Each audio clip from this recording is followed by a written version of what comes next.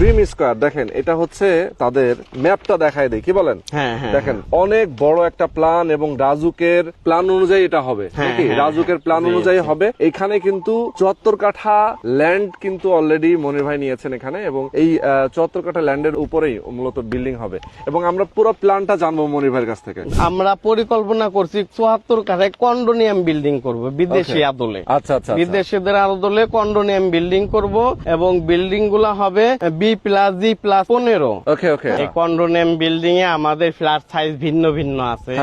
1152 স্কোয়ারের আছে, 1440 square, 1800 square এবং 2304 স্কোয়ার। ঢাকায় মাত্র 5 লাখ টাকায় জমি, অবিশ্বাস্য হলেও সত্যি। তাও আবার ঢাকা শহরের একদম প্রাইম লোকেশন থেকে মাত্র 5 থেকে 10 মিনিটের দূরত্বে। কোথায় আছি? অলরেডি এত সুন্দর একটা লোকেশনে আমি দাঁড়িয়ে আছি, যেখানে আসলে আপনি প্রাণ ভরে একটু নিঃশ্বাস